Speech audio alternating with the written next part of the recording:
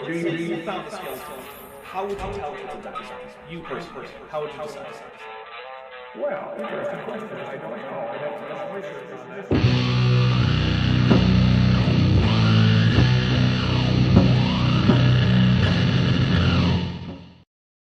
Hey everybody, Dapper Dinosaur here. I am here with, of course, Bent Hovind, my regular co-host for Kent with Bent, as well as Cheshire Vic, one of the hosts for the Non Sequitur Show. Yeah! I'm clapping. So excited! I'm so excited. Now, before we get going, It. I do have one quick super chat to read out, which is from Many Karen, who says, "This is art, pure art. Thank you, Dapper." Well, you are welcome. So, you know what? I don't want to stand on ceremony. Let's take a look at this. Okay, so this is Patriot University Dissertation for Doctor of Philosophy in Christian Education, a project submitted to Dr. Wayne Knight, who we tried to look up, and I don't think we found him. Because, Chesh, I believe the only... You tried, and the only Dr. Wayne Knight you could find was an optometrist? The only Dr. Wayne I could find was an optometrist. However, if you go to the Wikipedia for Patriot Bible University, he is there. He's just not listed as a doctor.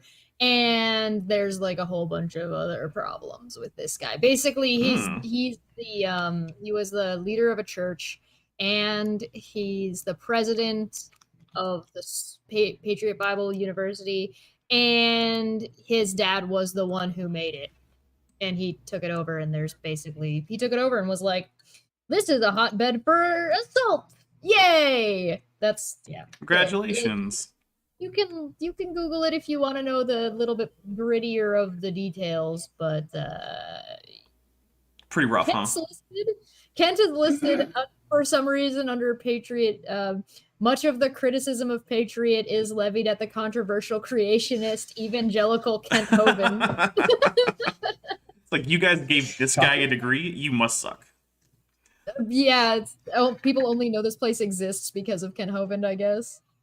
Alright, so this is submitted by Kent Hovind, of course, of Pensacola, Florida, on May 25th, 1991. Alright, now, there is a bit of a dedication page. It's mostly uninteresting, except for a couple things. One is that Miss Cam Van Gundy is our editor here. And so, while primarily this document is Kent Hovind's fault, major things like major typos, spelling mistakes, and whatnot, Miss Gundy gets partial, or Miss Van Gundy probably, gets partial blame. Also, we have a member chat, which is, "This will be fun," from Mr. Terrible Opinion, who's been a member for 3 months at the tetrapod level. Thank you very much. And by the way, guys, if you want to be able to send those and get access to cool emojis and early access to videos, whatnot, access to my members and patrons only Discord, you can join. There's a link at the bottom. Feel free. The other significant thing here is that we have one of the only acknowledgments of the existence of Kent Andrew outside of the occasional picture in one of Kent's seminars. This is the guy who is the only one of Kent's kids who has bothered to visit him in Alabama, and Kent ignored him to the point that he left the next day crying. That's according to Kent's ex-wife, Cindy Lincoln. So, yeah. Savage. I kind of hope that whoever was the editor for this just actually got paid to actually do nothing, and she was just like, "Yeah, it looks fine."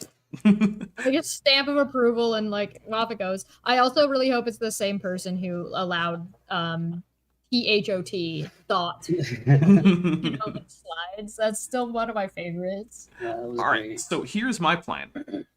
We're gonna basically, you guys can stop me whenever you want, but I'm gonna start reading, and then maybe every couple pages we can hand it off to someone else to read. And I do not plan on doing this in a Kent Hovind voice, mostly because, like, frankly, I'm not drunk enough to want to try. So, which is to say, I'm completely sober. I have to be at least a little drunk. I could try and do it in a Trump voice. That's basically the same thing, right? They are somewhat similar people, although I do think that Trump is far less religiously devout than Kent, or at least doesn't try to be. Anyway, let's get going. Introduction. Hello, my name is Kent Hovind, because you should always start your academic papers out that way. I am a creation/science evangelist. I live in Pensacola, Florida. I have been a high school science teacher since High 1976. school. Yes. I've been very active in the creation/evolution controversy for quite some time. As an evangelist, God has given me... Controversy. Yeah, there's no controversy. God has given me the opportunity to preach and teach the wonderful story of his marvelous creation over 400 times each year to churches, schools, public and private, parent groups, youth groups, on the radio, and in university debates. It is my burning desire to help Christians get back to a simple faith in God's word. Satan's method has always been to instill doubt in God's word. The first sentence that came from Satan that is recorded for us in the Bible is, "Yea, hath God said?" Which, by the way, comes from the snake in the garden, which you actually have to get pretty far into later developments in like Judeo-Christian thought to actually come to the conclusion that that is the Satan. He started by questioning God's word in the Garden of Eden. It worked there, so he has used it ever since. And for $5 from Vandalia in 1998, he says, "We read a few paragraphs of this masterpiece back in season 3 of Talking Time with Caffeine." And he follows up with, of course, a member-exclusive Mothra emoji, which, I mean, I'll take a sip of my drink for it, but there's no alcohol, so, like, it doesn't matter much. I'm at the point where I don't understand why he's preaching to the choir at the beginning of his dissertation. Like, you're submitting this to the president of Patriot Bible University. I feel like he knows these things. Right. Well, another interesting thing is, normally in this kind of thing, you would start... Unless it's related. You got to pad the word count, okay? Even for this school. So normally by this point, you would have had some kind of thesis statement. You'd be like, here is what my argument is, and I will be doing these things to describe it, or to back my argument up. But he's just basically starting with what is like the discussion section of a paper. Just like describe the situation, describe the argument and position you're taking, and what you're going to do to. Like, I learned this in high school, like how to write this kind of a paper. Right. Well, like his very first topic sentence is introducing himself. What is that? But maybe that's what this whole thing is about. Maybe it's actually just autobiographical. He's writing a dissertation about himself. I feel like this was just one stream of thought. Probably. Got put down. All right. In the 20th century, the major attack Satan has launched has been against the first 11 chapters of Genesis. He knows that the entire Bible stands or falls on the validity of these chapters. I believe that the Bible is the infallible, inerrant, inspired, perfect Word of God. I believe the Bible needs to be read and believed as it stands. Christians are often guilty of neglecting or twisting the Bible to fit their lifestyle or their preconceived ideas. You mean like people who might, I don't know, fake marry 3 different women in a row, never bother to actually get a divorce in a Bible that says that you're not really supposed to be doing any of that stuff? Kind of twisting it kind of like that? I mean, I don't understand the first... I don't know how much time we're going to have dissecting this whole thing, but like that sentence of the first 11 chapters of Genesis, that's a weird conclusion to draw based on no premises. Why? How do you know? And what? Maybe he'll support it. I need to start drinking alcohol again. Also, maybe something along the lines of give unto Caesar that which is Caesar's. Yeah. Yes.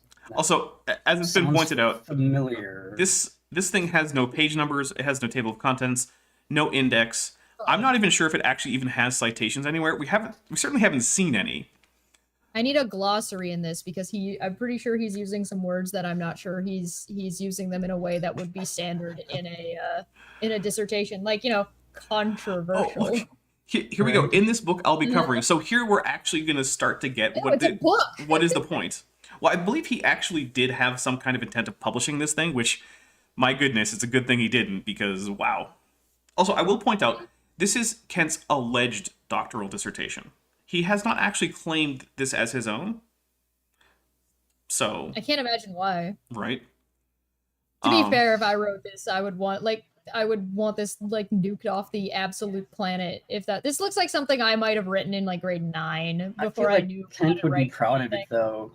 Oh. I think Kent would be proud of it. I mean, maybe. It's over 100 pages long. What I want to have happen is, like, the thing that happened with Scientology when their, like, OT4 stuff was released, where they sued to have it taken down for copyright reasons, and then the judge said, okay, so this is the actual text of your OT4 material, because otherwise you don't actually own the copyright. And they were like, well, because once they confirm that, then everyone knows that that's actually what's in there, and they've been maintaining it isn't. So I'm hoping that Kent's like, hey, you have to take this down. This is copyrighted material. And I'm like, did you actually write this as your dissertation? Because if he says no, then you don't own the copyright, Kent. And if he says yes, then, well, thanks for confirming. I mean, he also wouldn't. I mean, he wouldn't be able to strike this video anyway, but that doesn't mean that he couldn't take it down from someplace else that just published it as a standalone. I mean, he can strike it. He just have won't it? win. I'll self-publish it on Amazon for like $2. Yes. In this book, I'll be covering in a nutshell the creation/evolution controversy. I will explain why it is important, the effects that the theory of evolution has had on our society, the creation alternative, and what we should do about the problem. I will try to answer questions that modern science has raised from a scriptural viewpoint. I am, without apology, still talking about myself. My goodness. Pro tip, Kent. Write about the topic, not yourself. No one cares about you.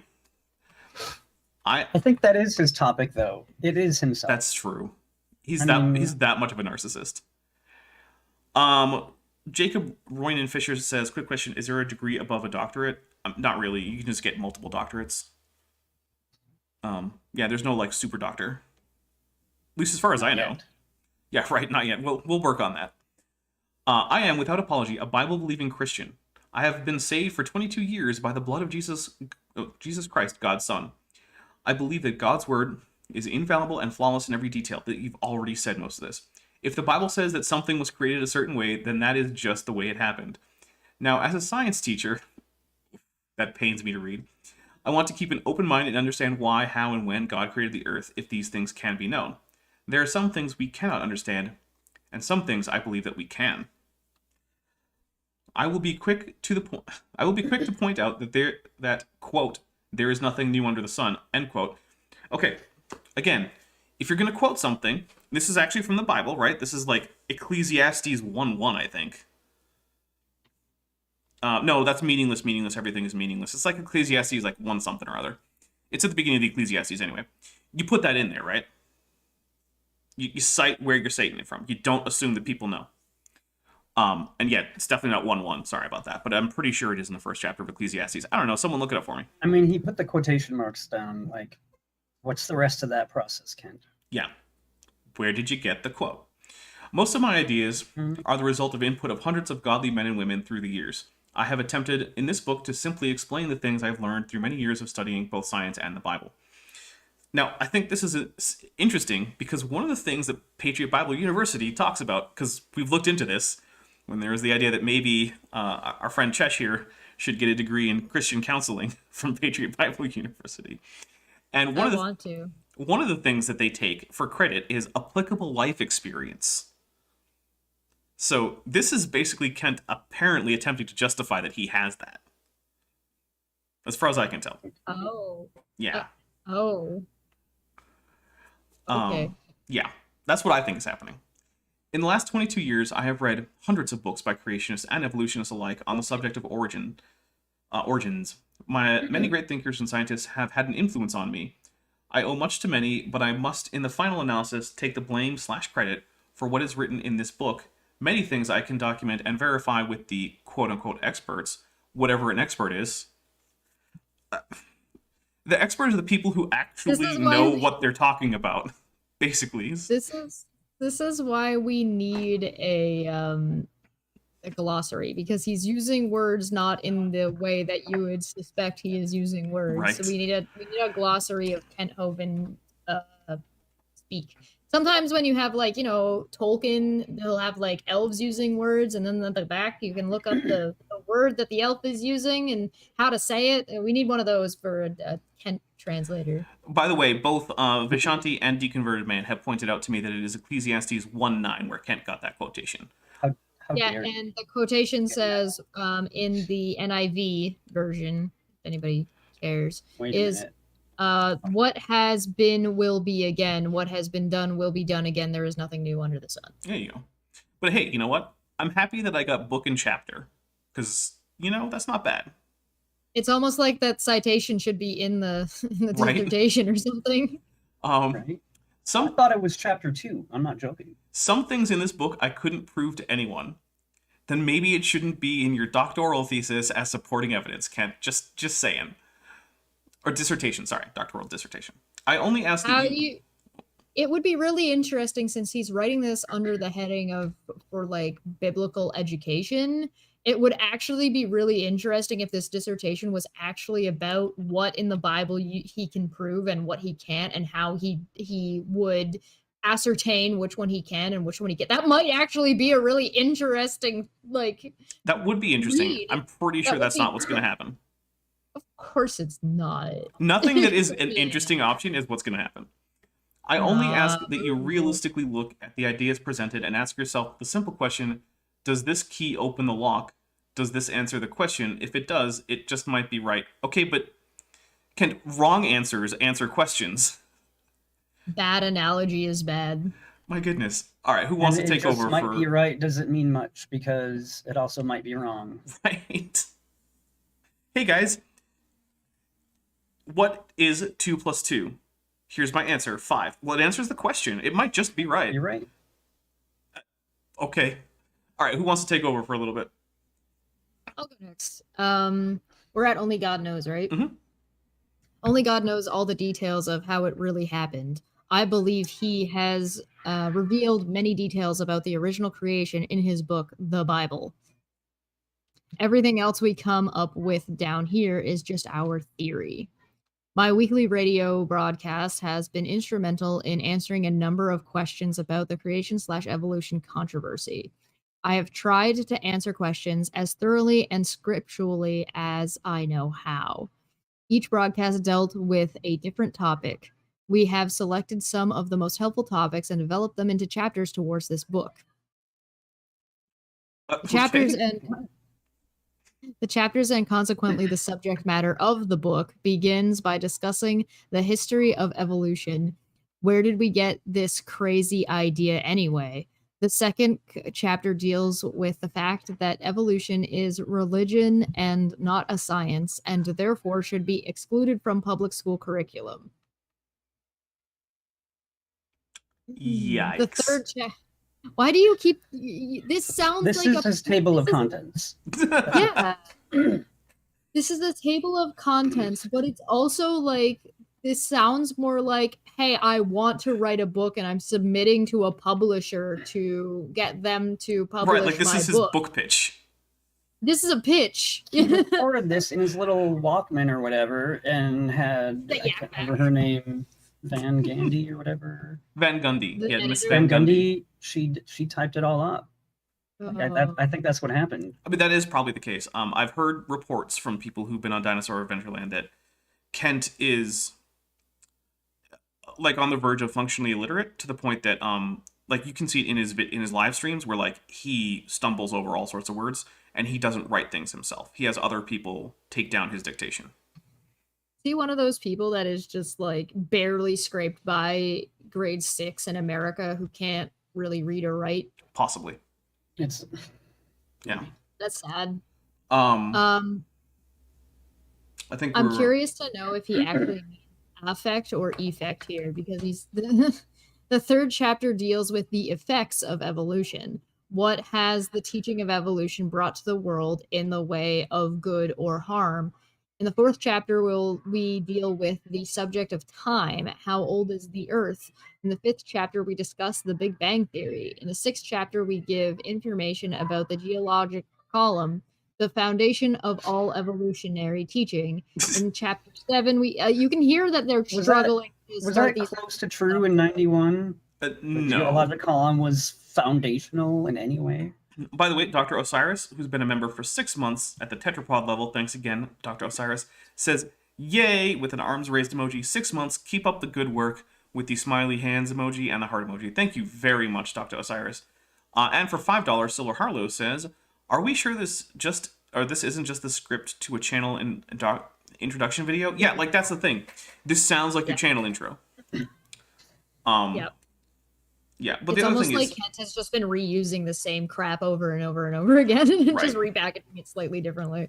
another thing that's interesting is if you look at, say, The Origin of Species, the book that sort of spawned evolutionary biology as a discipline, it doesn't really have a whole lot to do with the geological column. very little of the observations that led Darwin to suspect natural selection and common ancestry and whatnot were actually based on fossils. In fact, he's actually kind of dismissive of But how fossils. do you age the fossils? Wow. I think that's where Kent's going to go, because if the Earth is, he's going to go with, aging the Earth too old. Yeah. And why he has a problem with that. So I don't. Oh, We're on page 7. Yeah. Out of 102, and we still don't know what his dissertation is about. Well, there's no about thesis. himself, besides that.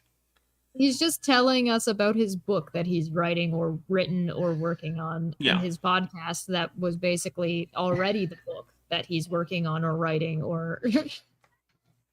In chapter 7, we answer questions about radiocarbon dating. Chapter 8 gives the truth about cavemen. Chapter 9 discusses the best evidence evolutionists have for evolution. That is, what is that? Archaeopteryx. Okay, a couple things. Oh. Holy crap. First of all, Okay. that is in no way the best evidence for evolution. It's not terrible, but it's cool. Second, capitalize Archaeopteryx. It's a genus name. I was very confused at the way that was written out. I was not prepared for that. Okay. Third. Chapter 10 answers hold the on. question. There's one more thing about Archaeopteryx. Okay. Now, this looks like it was typewritten by a typewriter that probably doesn't have the option for italics, which is fine. But what you have to do in that circumstances, you actually have to go in and underline the scientific name of things, right? So if you're going to type in Archaeopteryx lithographica on this typewriter, you capitalize Archaeopteryx, don't capitalize lithographica, and then you go in and physically underline it in pen. You could also use instead of the 2 quotes, you can use the singular quotes. Sometimes that will help you out. That is handy for some things, but for this, it is technically a rule that if you can't italicize, you must underline. It's almost like this isn't Nom. You're writing a dissertation. Mm-hmm. There are rules. Yeah, you can't use Times Old Roman and 4-inch margins, man. All right, let's talk about chapter 10. Here we go. Chapter 10 answers the question, quote, has science created life in a laboratory, end quote. Why are some of these in quotes and some of them not? We took 10 chapters of the book to destroy the... Is that supposed to say evidence? Edifice. Oh, edifice. Okay, that's actually edifice. For a second, I thought he was trying to write evidence and just wrote it incredibly wrong. No. The edifice of evolution, clear away the rubble so that we could build on a clean foundation. Yay, good for you. Whatever that means. I don't know how this is relevant. Also, good for you. I just want to point out that if he actually does what he says, then on average, each of those topics, he will only have 10 pages to actually dispute that topic. Like, that's... Yeah. If he's doing it in here, yeah. Right, because think about it. Actually, he is less than 10 because we're already 7 pages into the 102-page thing. So I don't think any of those things could be adequately covered at a doctorate level. Each of in those under things 10 would pages. need its own book. Right. All right. Several legitimate questions about the creation account given in the Bible need to be answered. Number 1, don't all scientists believe in evolution? This just looks like a list of YouTube videos. In chapter 11, we discuss scientists. I have a question about, how is don't all scientists believe in evolution a question about the creation account? It doesn't address the creation account at all whatsoever. Number 1, how dare you, Kent? I'm sorry for breaking your brain. He's saying that there's going to be an 11th and 13th chapter, so we're now down to like 6 or 7 pages a chapter at best. That says 16 at the bottom. Holy crap. All right, let's just read what it says. In chapter 11, we discuss scientists past and present who were creationists. In chapter 12, we answer commonly raised complaint, quote, Genesis 1 conflicts with Genesis 2, end quote. In chapter 13, we give interesting evidence that dinosaurs are mentioned in the Bible. I believe that dinosaurs are not only in the Bible, but that they have lived with man all through his 6,000-year history. I mean, if he accepts that birds are dinosaurs, then maybe. Yeah. In chapter 14, we deal with the question, are dinosaurs extinct? Really? That's in your dissertation? What year was this? Okay. 1991. I feel like we knew that by 1991. Am I wrong about this? I feel like Land Before Time. Kent takes seriously various cryptid accounts of dinosaur-like organisms as like legitimate science that he thinks is like that's a real thing that are still alive today. To be fair, Land Before Time didn't come out until 1993. In chapter 15, we discuss Wait, hold on. Are you telling me they stole from his dissertation? Oh, Don Bluth totally ripped off Kent Hovind. It's the only explanation. And real quick, for $20 from Carrie Bronson, we have I'm sure you need this to buy a round or three. Enjoy, with a Godzilla and a Mothra emoji. Thank you very much, Carrie Bronson, for the $20 super chat. And yeah, I kind of wish I wasn't out of alcohol. Oh. All right. Have we finished this paragraph? I'm out in chapter 15. We discuss the human and dinosaur footprints found together in Glen Rose, Texas. In chapter 16, we give the creationists' alternative theory to explain the geologic features of the Earth within a 6,000-year framework. Before you move forward, vote in the chat. Go on. If you think there's going to be more chapters. Oh, sorry. I screwed it up. Never mind. You spoiled it. Sorry. Well, all the evidence is not in yet. I feel it's still best. Oh, it's blah, blah, blah, blah. With all the evidence. Oh my God. Start over. Take a breath. Hello? I don't know if I think this is just me being dumb. Well, all the evidence is not in yet. I feel it is still the best option to take God's word at face value. The Bible has never been proven wrong yet, and I believe it never will be. Okay, I don't know if that's me not being able to read or that this sentence structure is very bizarre to me. I just want to know what other evidence we're waiting for and where it's going to be coming from. All right, so you're traveling towards us at the speed of light? Like, I don't... Here's what I want to do.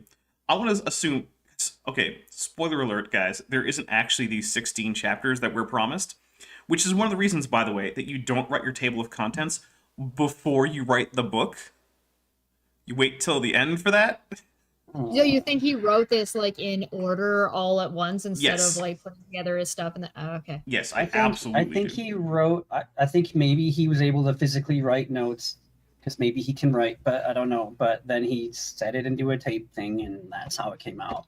I get the feeling. I think he's like. I think he was implying make this a table of contents, and then it just all came out what she heard. That's, I guess, it's speculation, but I can easily imagine that easily. Oh, Vandella corrected me. Thank you. All right, we have two super chats. One is from Carrie Bronson for $5. For the record, I can't actually hear anything you're saying because you're muted because I'm in my weekly D&D game, but I count as watching anyway. Well, that's much appreciated.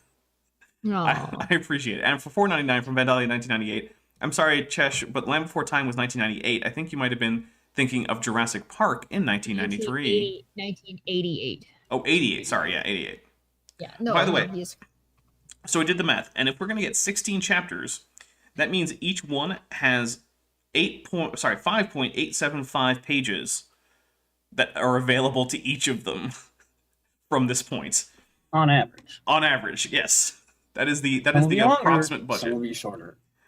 All right, Ben, do you want to start out with the first couple or so pages? Sure. I put more work into my YouTube videos to make sure that they're clear and concise whenever I'm doing something where there's some kind of explanation of a situation or an explanation of like a thing or a concept. Then I think that was put into this. Yes, that's probably true. Mm-hmm. Yeah. The history of evolution. Where in the world did the idea come from that things left to themselves can improve with time? Who would start a crazy idea like that? This idea is the opposite of everything that we observe in the world today. For instance, all the highways in our nation today left to themselves decay, deteriorate, and fall apart. A house left to itself will become a wreck. It takes work and constant planning to make anything improve. Everything tends toward disorder. The first and second laws of thermodynamics are well-established scientific laws that have never been observed in the universe to be broken. That is a very weird way to phrase that. It is. It's also technically incorrect. I'm so glad it's not just me. I'm so glad it's not just me. That like it's the sentence structure. It's the way he's. I'm like, what is he? They're just like not the way I would word it, and it's freaking me out, man. Yeah. It's like, are you changing meaning at the very end? Kind of. So, one thing I will say is that the second law of thermodynamics actually can be occasionally locally violated because it's an emergent property that comes out of the statistical nature of quantum physics. And one of the things about that is that you can actually see a system arrange itself in a state where there is less entropy than they started with without any actual input of additional energy. However, it's extremely unlikely. We don't see it very often, and usually only on very, very tiny scales. And then, of course, the overall trend for if you consider a wider range of systems still is for increasing entropy. But yet, technically, entropy can spontaneously decrease. So, sorry. Yeah, the first law says that matter cannot be created nor destroyed by ordinary means. Wrong. We do not see anything being created today, and yet we do see an entire universe of created material. Well, how do you know? Like dark energy, like constantly being created, and that's causing the expansion of the universe? Actually, yeah. That does seem to be the current consensus. Was that known in 1991? Probably not. Probably not. Okay. This clearly indicates a creator. There are people in the world today. I was about to say, like, that's a Kent Hovind size sentence, about 4 or 5 words, right? Yeah, that is a jump too. For $5. Evolution is silly, therefore. For $5 from Regios, I think either Land Before Time or Jurassic Park would have been too new for Kent to take into account. Flintstones would be in the right time range. For $1.99 from Vandalia 1998, those highways using sexual selection to reproduce, I doubt it. I doubt that those highways are having any kind of sexual intercourse and reproducing new highways. It'd be convenient if they did, because then, presumably the highway system would start to improve over time. You don't want too many highways, though. It could get out of control. I'm just watching I'm trying to rewatch old Non Sequitur Show stuff, and I was looking at the one that I was on because I want to know like how I've changed or what I need to improve on for the structure of the show. And watching Adam Kokesh explaining roads. There you go. It gave me a giggle, and it's like you know what, that would solve Adam Kokesh's problem about roads if they if they just reproduced themselves. They have been working on like cement that like fixes itself and grows, so that's kind of cool. There we go. Yeah, until it becomes gray goo and takes over the entire surface of the planet.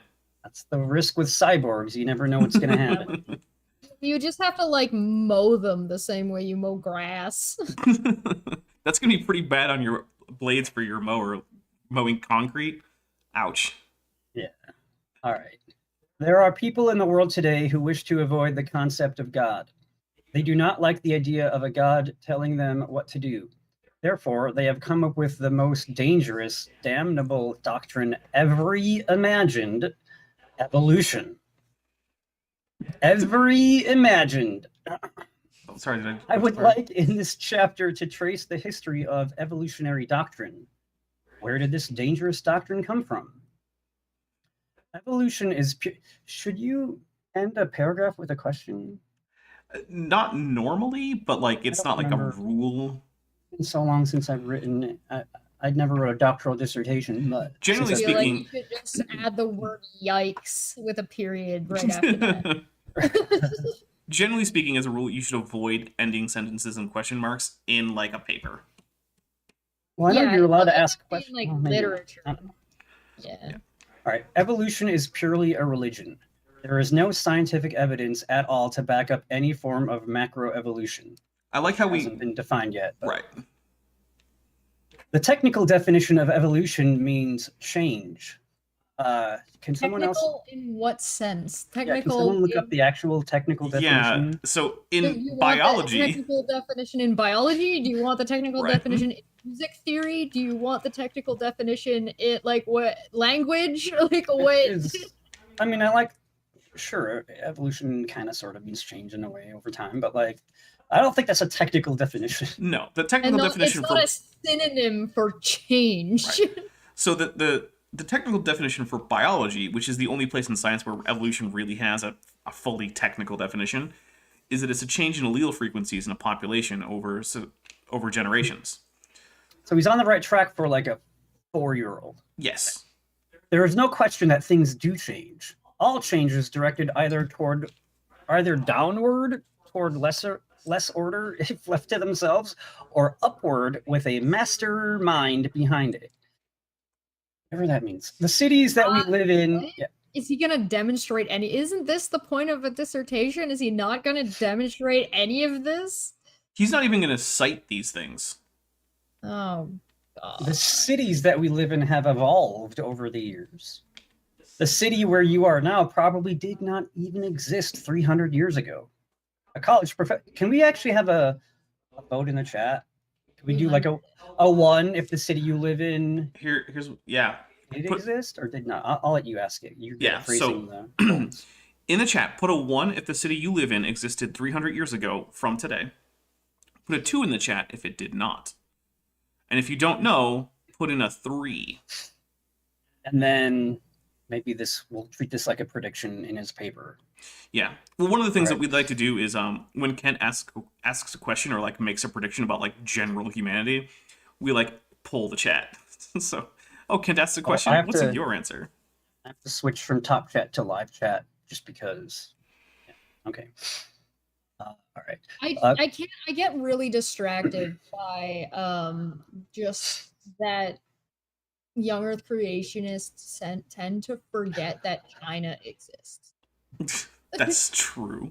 Well, I don't know if Uncle Kent in a relation forgets that, or he might just not care. We're actually getting a whole lot of 1s and 2s. It seems like it's reasonably well split. Like he believes the Bible literally happened, right? I'm pretty sure Egypt is a thing that happened in Genesis. That's in Genesis, right? Okay, here I just realized something. Yes. Yeah, Egypt is in Genesis. It's mentioned there. Something takes place there, yeah. So, how old is the Bible? It varies by book. Exactly. Yeah, approximately 6,000 years old. I think Kent thinks that So Kent follows this weird idea, I believe, that like Adam wrote the first couple chapters of Genesis, and then like Noah wrote like, Genesis whatever through whatever. So I think he would actually say that the earliest bits of the Bible that were written down like about 6,000 years ago, which is crazy talk. This is basically a poll of who lives in Europe. Exactly. Okay, but hold on, because if he's saying the Bible is 6,000 years old, how old does he think Egypt is? Less than 4,000 years old. But now it has to be less than 300. Well, no, because here's the problem. When he says the city where you are now probably did not even exist 300 years ago, I realize what he's doing. He's only writing to Americans because Americans like to pretend that that's the only country that exists. I get that. I understand this. However, he's citing the Bible as being the literal source of everything. I'm saying that his point is getting under. Yeah, fair enough. The point he's making is undermined by the book that he's referencing. Yeah. All right. Yeah. Well, that's because no one looked at this. He said it and it was written down anyway. A college professor told me that cities evolve with time. I said to him, I agree. If you use this as your definition of evolved, then you are including a designer, and lots of work. Planned, intelligent progress, not chaos ordered by self. Not one of the buildings in your city built itself by the material rising up out of the ground. That's a weird, long quote. Okay. It did not happen that way. It does not ever happen that way. It never will happen that way. It requires intelligence and a designer. I wonder what the college professor said back to him. Okay, so there's this thing called concision or being concise, right? you want to be concise in your academic papers because generally speaking, you have a lot of information that you're trying to relay and you don't want to waste anyone's time. Saying the same thing 3 times in a row with different wording is a really bad idea. This is so like just drawly. It's that all like, rhetoric. I'm having a hard time staying focused. I'm over here looking at cities that are older than 300 years on Wikipedia. Oh, by When the I way, speak, go on. Maya came unprepared and didn't even open her wine bottle yet. Well, if you need help, Chesh might be able to give you a tutorial on how to get that done. Get one that doesn't have a cork. There you go. San Diego, New Orleans, Detroit, Natchitoches? Is this in the U.S. or North America, or what's the category? I'm specifically saying the ones that are in the United States. Okay. Philadelphia, New York City, Plymouth, Plymouth, Plymouth, Plymouth. Albany, Hopewell, Hampton, St. Augustine, St. Fay, Orabi, Tuscan, Acoma, Spell it. Pueblo? It's just a bunch of pieces. Pueblo, yeah, Pueblo. Pueblo. Those are all Those are all just ones that are in the United States. Cedric Saunders for $5 says Kent's working definition of religion undermines his whole position. His underlining or his working definition for religion basically seems to come down to just like, did you believe this thing? Well, then it's your religion. And it's like, well, I mean, I believe there's water in the fridge. It's a misnomer about the word belief and trying to it's a bait and switch. So you see it with the apologists will do the same thing with the word faith. Yeah. By the way, guys, I'm looking at over I think 60 people who haven't hit like, but who are currently viewing. So guys, hit like, and then we'll have Bent continue on. I would feel like I can understand being pensive about wanting to hit the like button because does anybody really want to like this dissertation? Maybe they all hit dislike and we can't tell. They're liking our commentary about it. Maybe that's why they hit dislike. Well, that could be too. Okay. All right. Where did I leave? I'm echoing apparently. Who's making me echo? Because it's not me. I'm not hearing any echo. I am hearing some screaming children. Yeah. Right. So there's neighbors, and they have a bouncy castle in the backyard. I think it's absolutely appropriate for this stream because I feel like that's how and Hovind, whole time teaching school was probably like. All right. When I speak of evolution, I am not referring to small, minor changes that naturally occur as animals have to make some adjustments to their environment. For instance, if we released hundreds of rabbits in an area with cold winters, only the animals with the heavier fur would survive. So within a few years, the population would have a little heavier fur than earlier populations. These small, minor population shifts brought about by environment are referred to as microevolution. Now, hold on right there real quick. For $5, Cedric Saunders says, obligatory statement that answers in Genesis is a burlap sack of eggplants, and I will drink to that. Yes. Okay. There has been no change in the genetic material of the rabbit. No, that's not true. That's okay. First of all, in order to get multiple variant alleles for things like coat length, which look, coat length is probably like a multi-gene thing, but we'll just simplify it down to like there's a coat length gene, right? In order to have multiple alleles, they need to arise at some point. And we happen to know for a fact that when they arise, that's mutation. So first, getting the variations required changes to the genetic material, and then if you're going to say changes including allele frequencies in the population, that also requires that to change. So at both levels here, we do in fact have change to the genetic material of the population. I feel like Kent is probably the kind of person that doesn't know that rabbits' tails are actually long. They're not like little cotton balls. That's just what you see. There has only been a change in the ratio of the population. You still have the same kind of animal. What's the kind? right? If that climate were to change back to a milder climate, the population of animals would change back to having a lighter fur. That's probably true. Landon.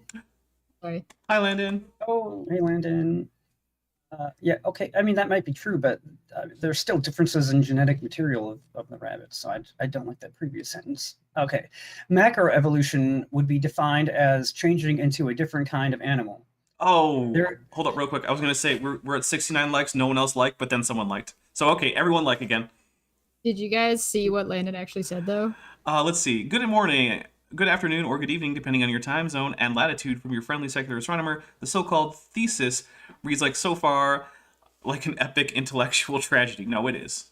It absolutely is. That is a good summary of this entire thing. It's like a what's the time period where like the Odyssey and like like early antiquity or like the late Bronze Age? Yeah, it's like a late Bronze Age written tragedy. I'm gonna reread that sentence, and I'm gonna ask a question about it. Okay. Macroevolution would be defined as changing into a different kind of animal. My question is, what is the law of monophyly? So the law of monophyly is a principle in evolutionary biology and cladistics and phylogenetics and all that stuff that says that... Including macroevolution in that yes. field? So once a clade is established, subsequent descendants of members of the clade will always belong to that clade. So for instance, once the first lizards came about, anything that evolved from a lizard is going to stay a lizard, which would include snakes.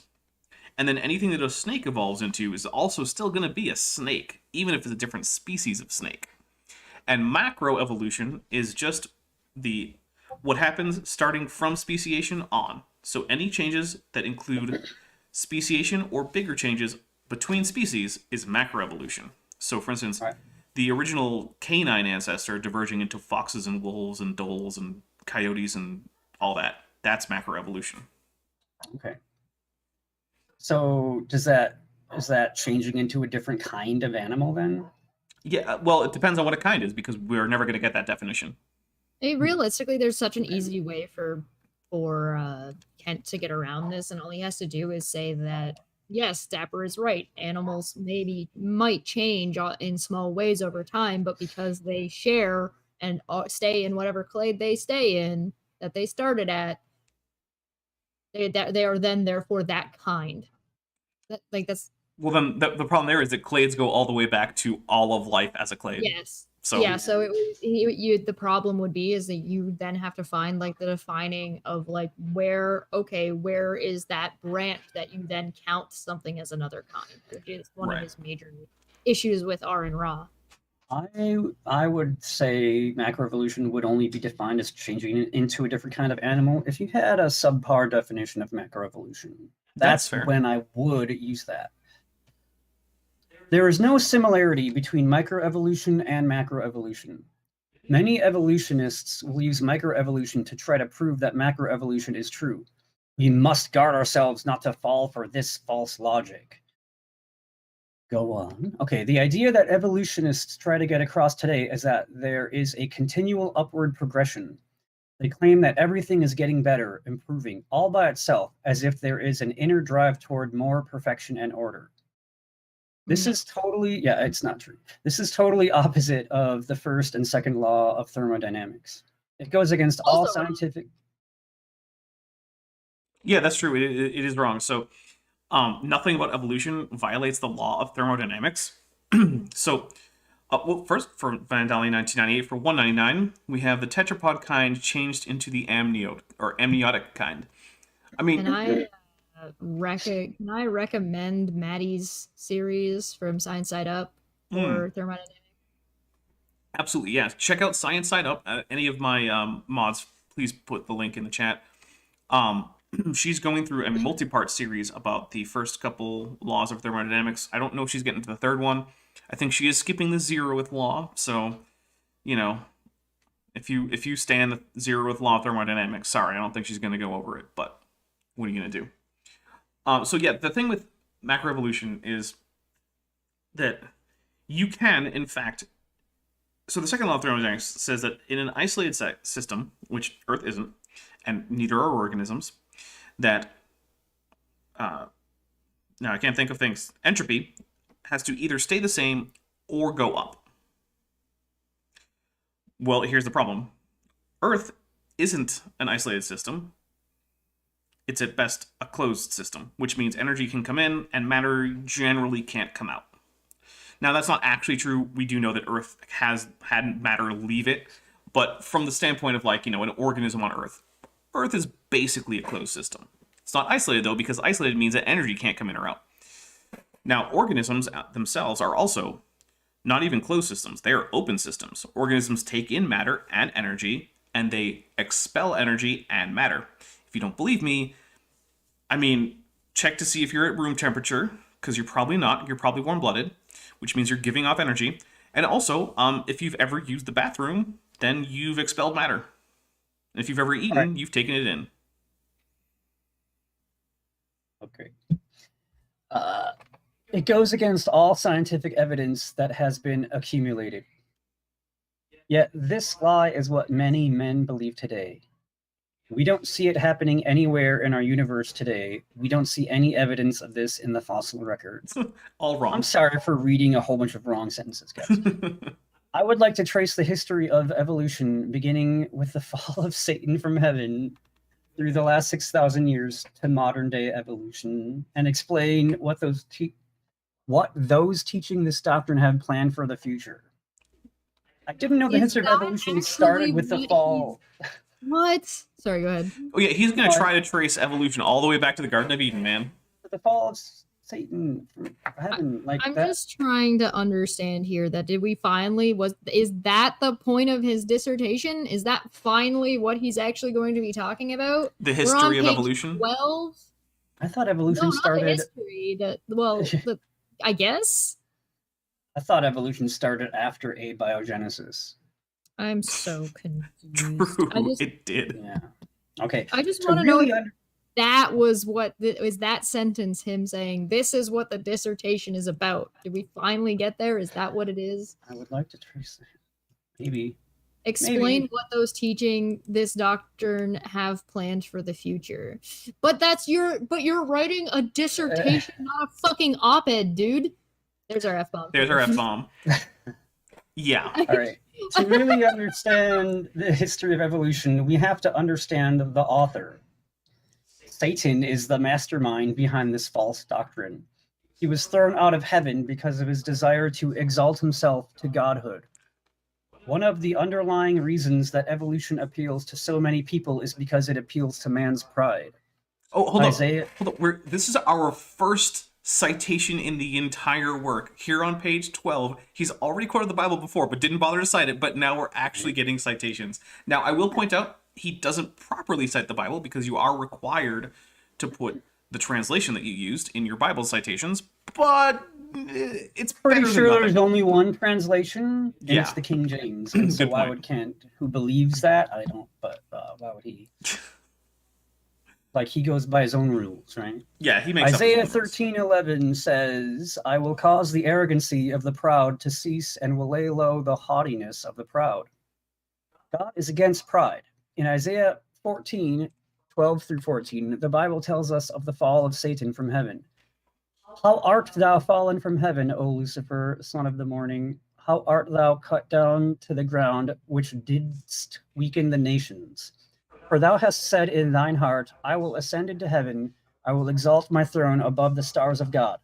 I will sit also upon the mount of the congregation in the sides of the north. I will ascend above the heights of the clouds. I will be like the Most High. Now, correct me if I'm wrong, but I feel like that's quite possibly a correct way to put a quote. That's what, more than 4 lines, I think? Yeah, like no, he did format that correctly. So good job on that, Ken. It is now sad, though. Or his editor did that for him. Right. But the thing is, his editor who said every instead of ever. Yeah, his editor gets partial blame and partial credit. So I will say that I don't think typewriters had the squiggly red lines, though, did they? They didn't. So here's one thing, though. We are now at the point where following the basic bare minimum for academic formatting is something where we're like, oh, hey, good job, Kent. You did a really good job there. This is so basically what we're saying is Kent is at the point where he's taking like that remedial English class that a few people take in college to get to the point where they can actually write academic papers. And he's getting like a C. This paper is evolving over time. Yeah, I went there. Later on in the passage, God says that he will cast down Lucifer. Don't just say that, quote it. Well, he needed to make one word on the next line so we could hit enter or run his, it's probably return, and then, look at all these. Look, when I see all of these stinking paragraphs as I scroll up and down here in my copy, and they all have or a whole bunch of them have just one word on a line and then next paragraph. That's how you, when you're in junior high or high school, that's how you get your paper stretched longer. It's obvious to all the professors. Anyway, where did I leave off? Okay, I personally believe that Satan fell from heaven about 100 years after the creation of Adam and Eve. I believe that he had watched Adam and Eve have fellowship with their creator with pride and envy in his heart. He had been God's choir director since he was created. Is that true? Was Lucifer the choir director? I don't think that's explicitly stated anywhere in the Bible. That might have been part of what he did, because Lucifer was like God's favorite. So one thing, maybe he was a bard, so he's directing the choir. So he's so charismatic. Is that why heavy metal sounds so awesome? Yeah, it's because the director is El Diablo. So one thing I want to point out about this though is, in your dissertation, no one gives a crap what you personally believe. It doesn't matter. If you can't demonstrate it, you shouldn't be putting it in your dissertation. Yeah. Okay, I'm still stuck on that Satan was a choir director. Right. I have so many logistical questions in general about, the way heaven functions, but, Lucifer is described as not only God's favorite, but basically God's, right hand. The son of the morning. It was in the passage.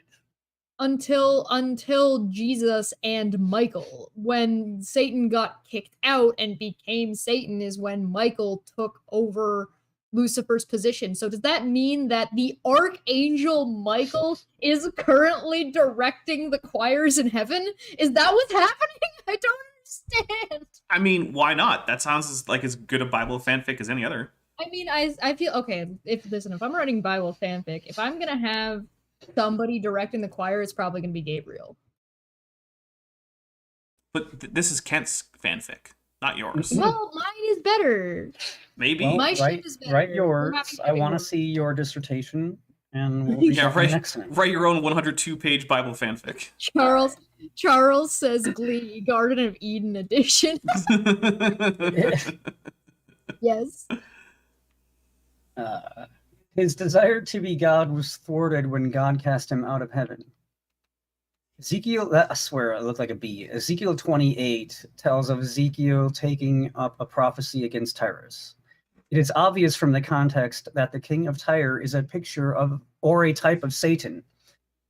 Ezekiel 28, 2-5, 17 says, Son of man, say unto the prince of Tyrus, thus saith the Lord God, because thine heart is lifted up, here we see the pride, and thou... Oh, hold up. If you're going to insert your... Yeah, he's inserting that. If you're going to insert your own words into a quotation, which is okay, you have to use brackets. Okay. Brackets. So it's not as long as I thought it was. All right. And thou hast said, I am a God. I sit in the seat of man in the midst of the seas, yet thou art a man and not God. Though thou set thine heart as the heart of God, behold, thou art wiser than Daniel. There is no secret that they can hide from thee. With thy wisdom and with thy understanding, thou hast gotten thee riches and hast gotten gold and silver into thou treasures. By thy great wisdom and by thy traffic hast thou increased thy riches. Why did he pick King James, man? Thine heart was lifted up because of thy beauty. Thou hast corrupted thy wisdom by reason of thy brightness. I will cast thee to the ground. I will lay thee before kings, that they may behold thee. All right, I'll take over for a bit. But first, we have from Silver Harlow for $5. Milton wrote Bible fanfic but many people take Paradise Lost as canon for some reason. Yeah, that's true. A lot of people seem to base their actual theology, at least in part, on stuff that ultimately comes from like Milton or like Dante's Divine Comedy or something, which is kind of I weird. don't mind people like wanting their fanfic to be considered canon. Like that's like the dream of like so many fanfic writers. That's true. And I wish instead of Ezekiel 28:17, he had done 25:17. Why? Because of Pulp Fiction. Oh, okay, fair enough. All right, so Tyrus is a type of Satan. Now, I want to point out something here. So it seems like a weird choice here to say type, but this is actually a correct usage of a technical term in Christian theology. And so what he's doing is he's using what's called a typological interpretation. And this idea, the type of something, is something that in one part of the Bible represents some other concept. So, for instance, one of the reasons that people... So another example would be some people have said that, say, the Ark of the Covenant, because it was supposed to contain the literal words of God, is a type of the Virgin Mary who contained the personified word of God within her body for 9 months.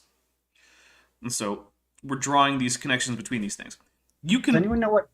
Oh, go on. I was going to say, you can agree or disagree that this is a good way to interpret the Bible, but I do want to point out that we have to give credit where it's due. He is properly using this word in this context. All right. Does anyone know if we've changed chapters yet? Because The bar is pretty low. We I have feel not. Okay. Well, I just don't know if he's announcing it anywhere in here. Hey, if there isn't a new title, then it's not a new chapter. Right. Well, then it might all just be one big long chapter. It might. Okay. Pride is mentioned repeatedly in the Bible as being one of the main things that God hates. That's true. Although it would be nice to have some examples, at least in citation. I have noted several hundred references. Oh, okay, so he's going to give it to us. That's fair. I've noted several hundred references to pride that show God's attitude towards it. He hates it with 2 exclamation points. There shouldn't even be 1. This is your dissertation. You should not be exclaiming anything. You should be stating things. I like that we have to keep reminding him that this is a dissertation. Right. This is supposed to be submitted for your doctorate of philosophy. Not in education. Right. What does this have Well, to in do with Christian anything? It's true. It is Okay, Christian. but- Christians don't have to write papers very well. You know what? Yes. I've known some seminarians, and I'm pretty sure you're wrong about that. Yeah, I am. But if you're looking at some like 50-year-old magazine called Creationism, I don't know, whatever, and calling that a journal or whatever, because you don't know how to cite actual sources, then maybe Christian education needs some better Christian educators I who think this understand. is You can understand the Christian part, but that doesn't give you an excuse to ignore the education part, right? Like in a Christian metal band I was in, just briefly, they didn't care about the music. It's like you got to be a Christian and a musician. You can't just be in a Christian and say, "Oh, I can be in a Christian band now." I was like, maybe, but it's gonna suck. Yeah. Well, to be fair, a lot of the stuff that's Christian X kind of sucks because they forget about whatever the X is. Yeah, that's my point, right? The X matters. Yeah. Christian matters too, right? For the Christians, but the X also matters. Stop acting like it doesn't, other Christians. Or at least if you want people to like it. Otherwise, you're just basically coattailing What? or banking on people are going to like you because Right. you're just taking advantage of people, in my opinion. All right, so here is our laundry list of Bible verses. Oh, but first we have Carrie Bronson for $5. I can't talk. Please drink twice for the double exclamation point, or maybe thrice with a Ghidorah emoji. Very nice. I will take a sip, although I'm going to say the only drug in this beverage is caffeine. So, like, I hope you guys aren't trying to get me drunk because it's not going to work because there's caffeine in here, not alcohol. Gonna get you buzzed on caffeine. There's actually not even that much caffeine in it, honestly. Well, I've been working on like 3/4 of a cup of coffee worth of caffeine this entire time. It's barely in there. Anyway, Leviticus. I'm okay. no, I meant like that and this. Oh. So Leviticus 26:19, I will break the pride of your powers. 1 Samuel 2:3, talk no more so exceedingly proudly. Psalm 102, Psalm 10:2. I can't even read. The wicked in his pride doth persecute the poor. Psalm 10:4, the wicked through pride of his countenance will not seek after God. Psalm 73:6, pride compasses them about as a chain. Psalm 101:5, him that hath a high look and a proud heart will I not suffer. Psalm 119:21, thou hast rebuked the proud. By the way, the fact that there is ellipses after some of these makes me think that he actually should have been saying like Psalm 119:21a, because if you're only doing the first part of a verse, you're supposed to put A, and if it's only the second part, you're supposed to put B. And yes, there is no official place where like where does A stop and A and B take off. It's just like Everything about this is I hate it. I hate everything that's happening right now. I don't understand how any of this applies. You know what? I'm gonna skip I over. don't know how it's applicable. I hate this. I'm just gonna skip over this because here's the thing, right? What you do in this case, right, is like if you have to cite like 80 different Bible verses, put an endnote or a footnote depending on what format you're using, and then just have a big list of them, and you don't actually have to write them all out, because honestly, if you want someone to check on your work, it is up to them to actually go check up on it. Although I will also say 1 John 2:16 just says pride of life. That doesn't tell me how God thinks about this, which means now I'm going to have to go look up 1 John 2:16, because now I want to know what the actual context is there, because maybe Kent's wrong. That's just a sentence. That's just not even a sentence. That's not. This is such like. And then like the ellipses on men shall be lovers in their own selves, ellipses, proud ellipses. Okay, And so the same with the first one, professing themselves to be wise, ellipses, proud ellipses. Like, you're just gonna say that every time God used the word proud? Like, what? okay, so here's the full verse 16, which is, I just went to New International because it's what came up first when I Googled it. For everything in the world, the lust of flesh, the lust of the eyes, and the pride of life comes not from the Father, but from the world. So at the very least, it is actually critical of pride. But like, dude, you got to include enough context there if you're going to bother to cite it and actually write out the verse. He hates it. But anyway, yeah, I believe you. The Bible is anti-pride. Okay, here we go. Well, for some people. Well, yeah. There you have just a few of the many verses in the Bible that deal with pride. God hates pride. Thanks. In his pride, Satan decided that he would exalt himself and take over the throne of God. This is where evolution started. I mean, a citation needed on that one. Look, we had 75 premises or references for pride. We understand and accept that part. Okay, but what? Where's the leap? This just sounds more like a sermon at this point. And I'm also like feel like he's just trying to get people to agree with him, just to be like, okay, fine, sure, yeah, God hates pride. Get to the point. And it's like, but does he? Are we gonna have a conversation about whether or not God hates pride? No, I mean we are not. But like if you're editing this, or if you're the person who has to review this to give Kent his doctorate, you have to ask that question.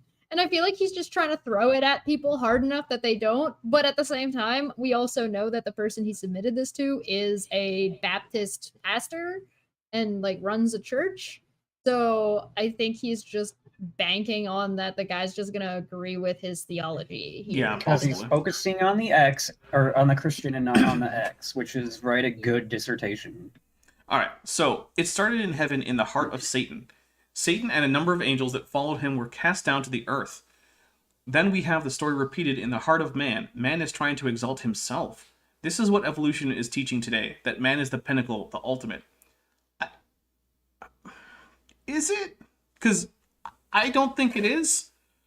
In fact, I believe that's closer to creationism, which says that, you know, the most important creation of God is humans who were created in God's image, whereas evolution is like, yeah, people are another species of animal, and just like all species, they're unique. I think as a Christian, when we see God, we will be like him, I think is in the Bible. So, what do you think of that, Kent? Uncle Kent, no relation. Yeah, it's weird to me that Kent is like, oh, the whole point of evolution is to... And so in one conversation, Kent will go with, the point of evolution is to make humans the new gods of the universe. Then in another conversation, he'll say, the problem with evolution is it makes people think that they're just animals and you can kill each other and go have wild, crazy sex and it doesn't matter because it has such a low view of humans. So which is it, Kent? Is evolution trying to inappropriately elevate humans? Or is it inappropriately denigrating humans? I mean, people kill each other in the Bible all the time. God killed everybody like 3 times. I don't like. Everybody only Well, once, Chesh. Come on. He just killed a lot of people other times. okay, fair enough. Like everybody of a specific group. Yeah. So Grimbeard actually asks a good question. Do fake colleges even bother reading the thesis that are submitted to them? I'd be surprised if they do anything more than make sure that the check clears. So the answer is it depends. So there are some unaccredited schools, which, I mean, I'm just going to take as a proxy for whatever fake college, that do actually require coursework and do actually give grades and stuff like that. There are some that don't and just rubber stamp anything. However, I actually don't think that this was submitted before Kent's degree was granted to him.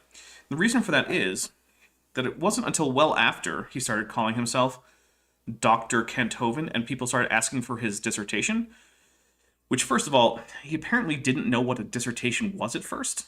He didn't realize that normally you would have had to have had one of those in order to actually get the degree that you're claiming.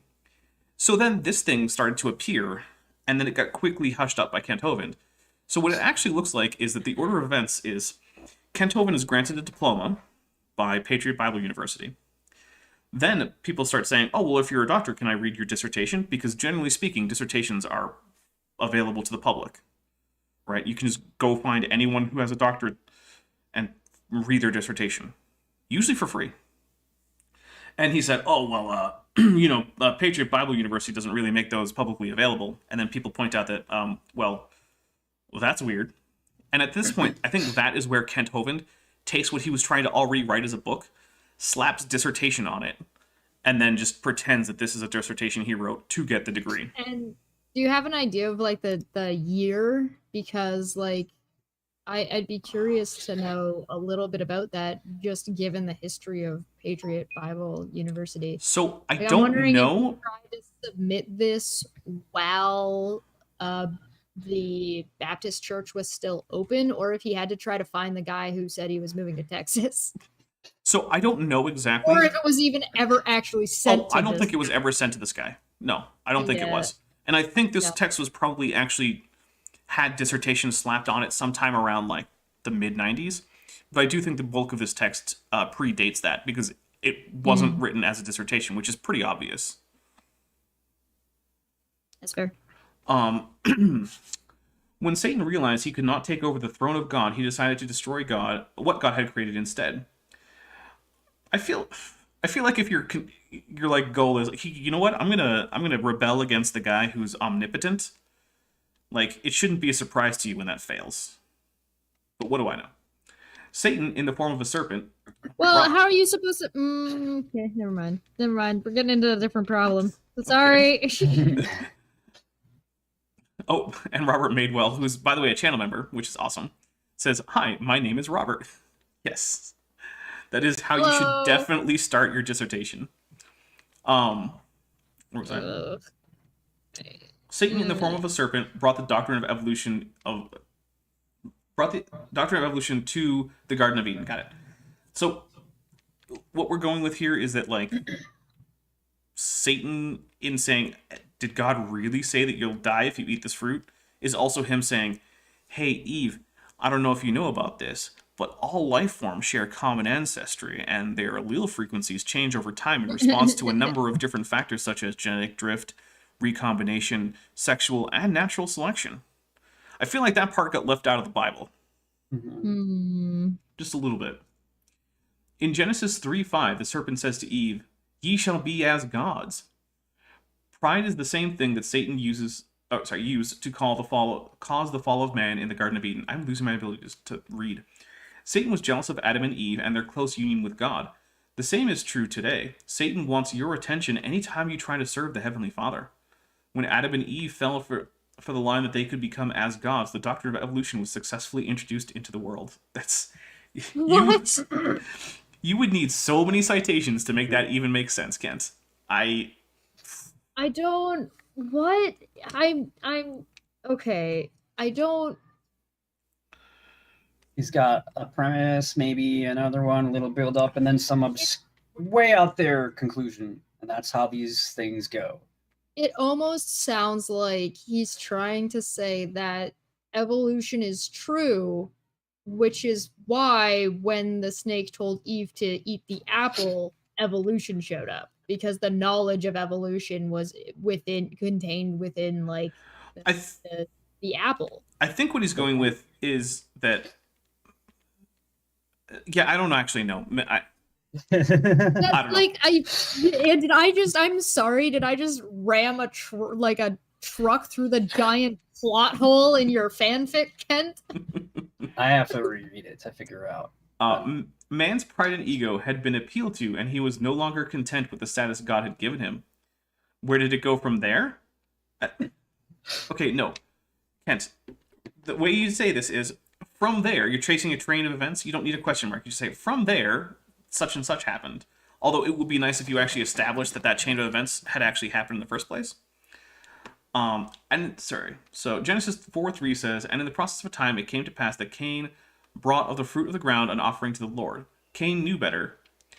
God wanted a blood sacrifice. Where does it say that Cain knew better? It doesn't say that in the Bible. You're reading that into the Bible. It just said that God did not accept Cain's sacrifice. It doesn't say that Cain knew that was going to happen. Nowhere else in the Bible had God instituted blood sacrifice as what was required. Later on in the Bible, offerings of fruit and grain are accepted in the temple. Like, there's grain offerings in the temple all the time.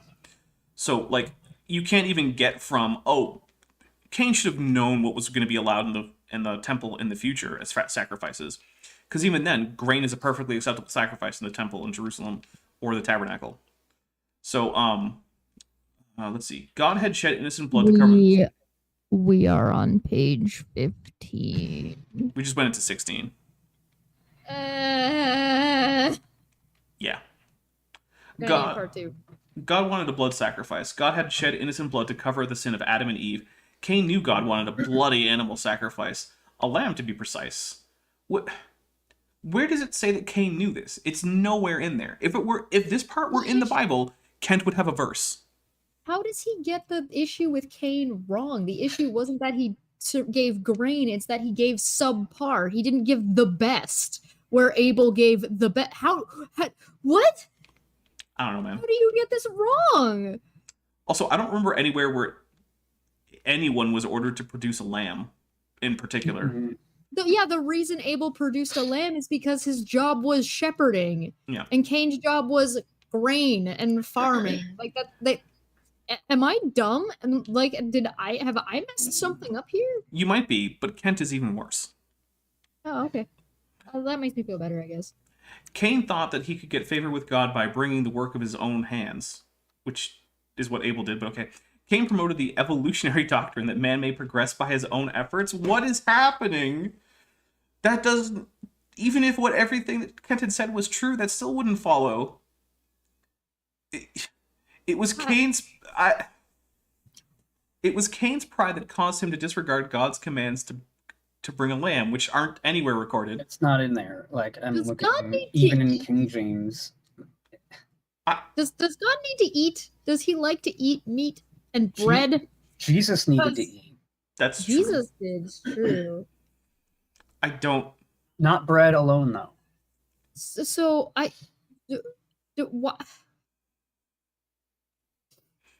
Give up.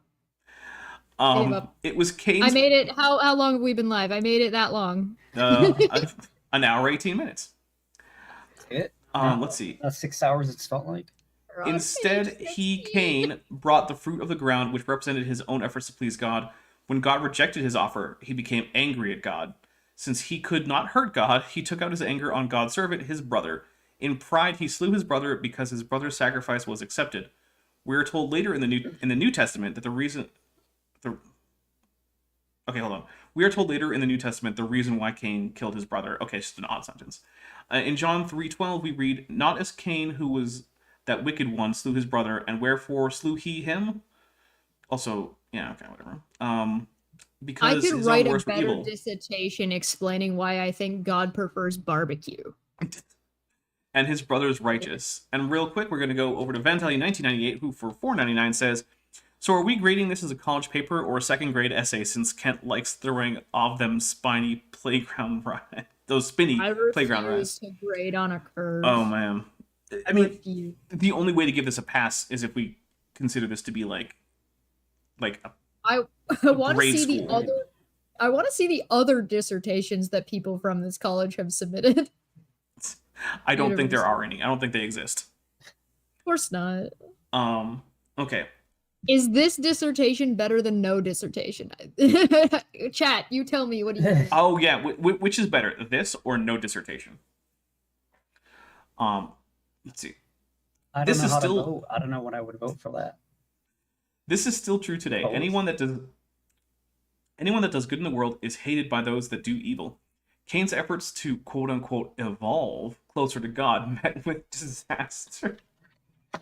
I don't understand how any of this is supposed to make sense. Cain was driven out from his family to wander the world. His descendants apparently continued rejecting God. I don't remember anywhere where it says that. Man full of pride will seldom admit that he is wrong. That's true. You got that right. Kent. There you go. That's a A sentence. man who's full of pride, Kent, will seldom admit that he's wrong, Kent. Big oof. Yeah. The evil in the world continued. Insert self-aware wolves. Right. The evil in the world continued to get worse until God had to destroy the inhabitants of the earth with a flood. When the flood was over, Satan began to work on Noah's descendants. The story of evolution. I'm sorry. The story of evolution continues in Genesis 9:22. Hey, hold up. Why didn't he just work on Noah? And unless he means just his 3 children and their wives, you just get that group right there. The rest is. Oh no! See, Already done they for were you. already too righteous. But You if they should've were tried so harder. righteous, why did they need to be worked on? Well, their descendants weren't going to be as righteous. Right, their apparently. descendants. Right. He didn't work on Noah and his I'm just direct saying, kids. Just the if you kid, nip people it in kill the him bud later. before it spreads, it would have You been a mean lot like maybe easier. God should have done the first time? Well, I was talking about Satan, like he screwed up. When the They got Noah, but he didn't. No man. When the flood was over, Satan began to work on Noah's descendants. The story of evolution continues in Genesis 9:22. And Ham, the father of Canaan, saw the nakedness of his father and told his 2 brethren without. Ham, instead of doing the wise thing and covering up his father's nakedness, went out and laughed about it to his 2 brothers, evidently. This I resulted... don't How Does that have to do with evolution? I have no idea. have to do with anything. Nothing. Well, I think we're about to find out. Maybe. This resulted in a curse being placed on Ham's son, Canaan. Ham's pride caused him to try to make his father look bad. People who are always cutting down others are usually motivated by pride. Oh, so what's that whole whack and atheist thing that Kent does every week, where he tries to cut down other people who disagree with him? I don't know. Man, weird. I Weird. could never guess what that would be. They think making someone else look worse will somehow make themselves look better, Kent. That's what people with pride do, Kent, according to you, Kent. All right, I need to pull lyrics for cover of like the song "Ironic." I'll pull new lyrics from this, just from this paper, Okay. because oh my gosh, Kent. All right, the story continues in Genesis 10. The people had been commanded by God to... Is this just... Is this I whole got a thing just song. going to be a beat-by-beat retelling of Genesis, and then just saying everything that happens is evolution? Jingle bells, Yeah. Kent Hovind smells this dissertation's trash. Robert Madewell points out that getting drunk and naked is always funny. Usually. It can go badly wrong. The people had been commanded by God to spread out and replenish the earth. Some decided instead to rebel against God's authority and exalt themselves. The Bible says 10:8 through 9, or Genesis 10:8 through 9. And Cush begat Nimrod. He began to be a mighty one on the earth. He was a mighty hunter before the Lord. Wherefore it is said, even as Nimrod, the mighty hunter before the Lord. The word before in that verse means in the face of the Lord or against the Lord. It means in front of the Lord. That's what actually is happening there. For $2, well, for $1.99, Vanelli 1998 says, love how Noah punished his grandson for what Ham did. Hey man, people in the Bible were into the whole, sins of the father thing. Which, by the way... Does that mean he needs to punish himself? Probably. By the way, Sins of the Father, interesting episodes of Star Trek right there. Go watch Sins of the Father after this. You Yeah. Also, stretch and drink some water, and make That's the sure best thing your I've heard in a shoulders while. are tense and this isn't stressing you out. If you're being stressed out, please go and take Yes. a walk. It's okay. Yeah. We'll be here when you get back. Yep. I like the NFL style football shaped stress balls. I feel like they fit in the hand easier nice. for me versus the round other sports themed ones, right? Anything, we need a Dapper Dino stress ball. That's what we need. Would it be shaped like a dinosaur? Would it be shaped like a dapper dinosaur? That's what we need. Like the Interesting. head. Yeah, is it just the head? Yeah. Oh, maybe. Probably. Yeah. All right. Well, I have no idea how to get that done, but maybe it'll be a Kickstarter, the Dapper Dino Stress Ball Kickstarter. I did look You're into gonna need it. how to get body pillows done, and they are expensive. Yeah, I'm not surprised. Or like a Kent with bent. Body pillow. You're gonna need it. You're gonna not a body pillow, a stress ball. And What if just the someone slogan wants- is you're gonna need it because you're yeah. gonna need it for Kent with bent episodes. That's and for true. This dissertation, I need it. Let's see. Nimrod's rebellion against the Lord caused him to begin construction of the Tower of Babel. We see this tower mentioned in Genesis 11:1 through 9. Interesting about this Genesis 11:1 through 9, it doesn't actually say Nimrod was doing this, as far as I remember, but here we go. And the whole earth was of one language and one speech, and it came to pass as they journeyed from the east that they found a plain in the land of Shinar, and dwelt there. And they said to one another, Go, let us make brick and burn them thoroughly. And they had brick for stone, and slime they had for mortar. And they said, Go to, let us build us a city and a tower, whose top may reach unto heaven, and let us make a name, lest we be scattered abroad upon the face of the whole earth. And the Lord came down to see the city and the tower, which the children of men builded. And the Lord said, Behold, the people... Hi, Dad, are you proud of me? And the Lord said, Behold, the people is one, and they have all one language.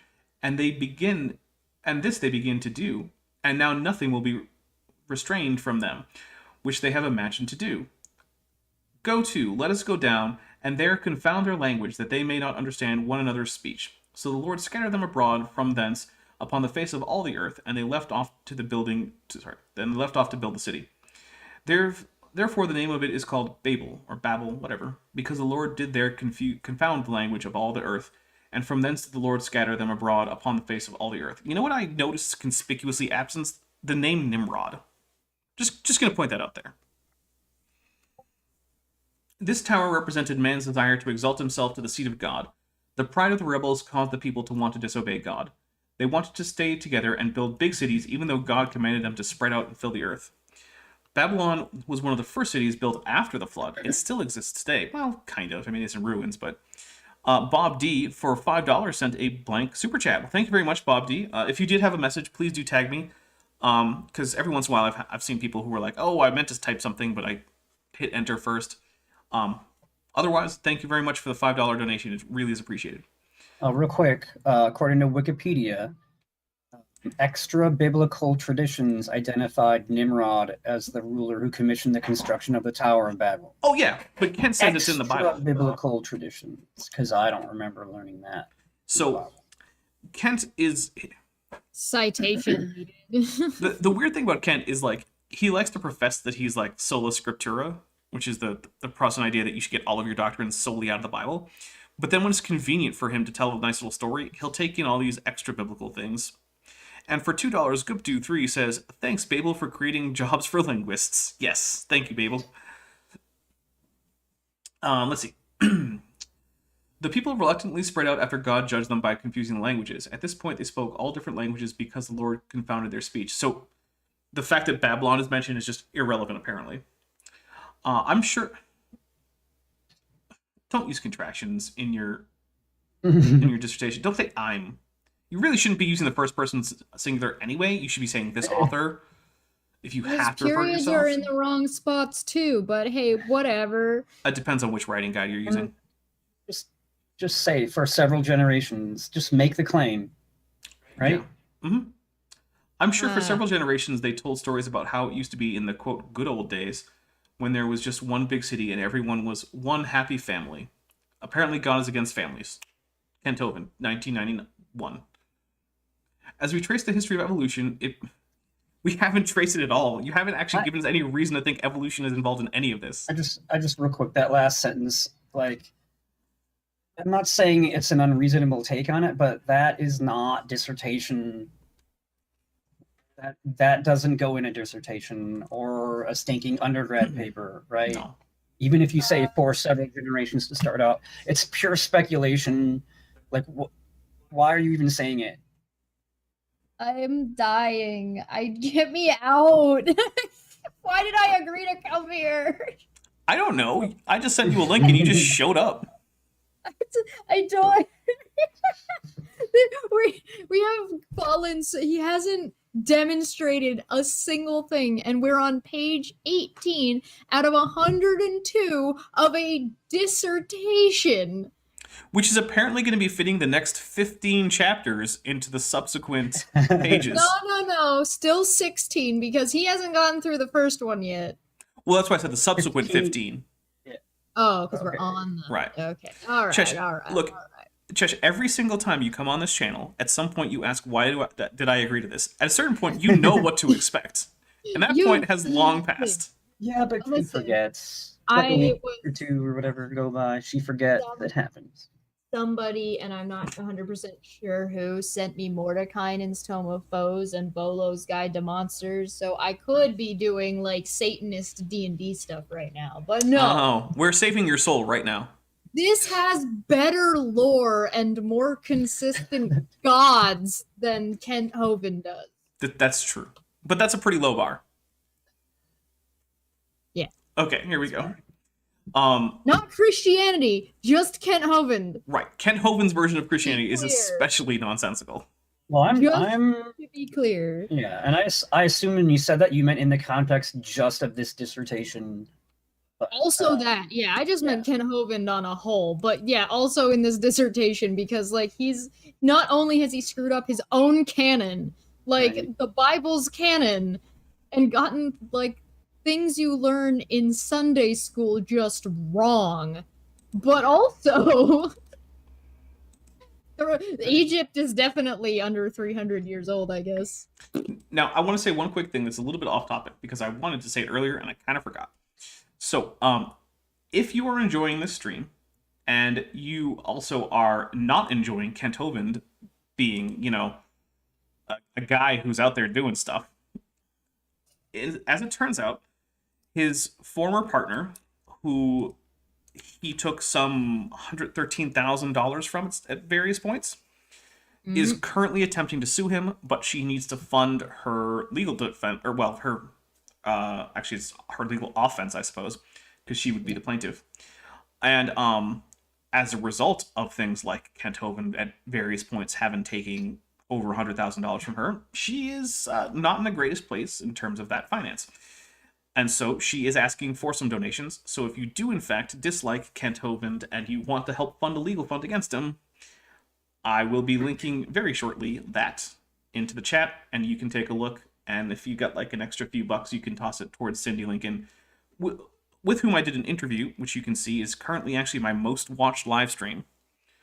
I have a feeling this might take over it in that spot, but still, it was a very good interview. It was about 2 hours long, so I mean, settle in for a long one. But yeah, the GoFundMe is there. I will actually be pinning that, so that is now the pinned message. So if you do have a few extra bucks and you want to help Cindy Lincoln try to recover as much of her property as she can, she knows she's not going to get all $113,000 or so thousand.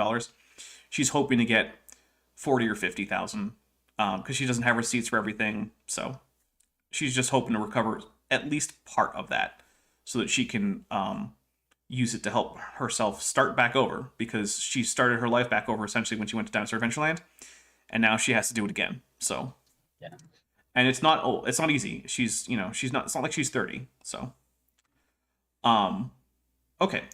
When the people left the Tower of Babel, they took their false religion of evolution with them.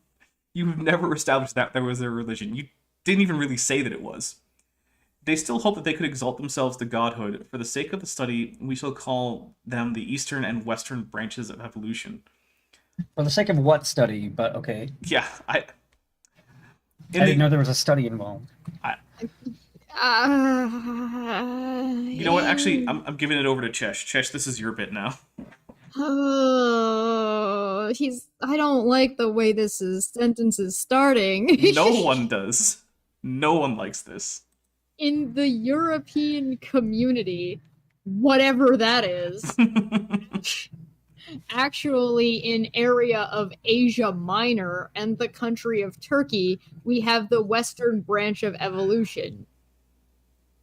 Citation? Well, to be fair, he did say he was defining this himself. So this is actually the citation. Is it like, this is what I mean? In the countries of China, Japan, and India, the Eastern brand of evolution developed. The branches actually developed simultaneously. Okay. At least he remembered other places besides America exist. That's true. Right. Also, if they split off the Tower of Babel, like, all at the same time, how would they not have developed simultaneously? Of course they developed simultaneously. Would one of them would have had to travel through time somehow, and that makes no sense. The flood was about 2,400 BC, which makes it about 4,400 years old. The Tower of Babel was probably built within the first 300 to 500 years after the flood. Let's just assume that it was about 1,900 BC. That is the title of this dissertation. Let's just assume. Yep. What? Technically, this dissertation doesn't actually have a title. So now it does. You're welcome. There you go. So, I want to read this again real quick because this The Tower of Babel was probably built within the first 300 to 500 years after the flood. Let's just assume that it was about 1,900 BC when the Tower of Babel was built. You're already talking about when the tower was built. You don't need to repeat yourself. Yeah. This reads like somebody who's like, I need to take up this many spaces in my paper. Let's say the same thing over and over. The next sentence is also a repeat sentence. The people were scattered from the tower. We already know. Period. Okay. Yes, we got it. Okay. Many of the people, in their pride, still tried to find some way to become their own god, period. This is the basic motive behind evolution, period. I will say, he has changed his mind about that, because now he thinks that the basic motive behind evolution is that you're just too damn horny for Christianity. Can we also take a note here that there's a really big difference between biological evolution and that study and socioevolution, as in the development and evolution of peoples and civilizations? Landon. Those are different things. Landon Knoll says, this so-called thesis needs a massive amount of citation needed added to it.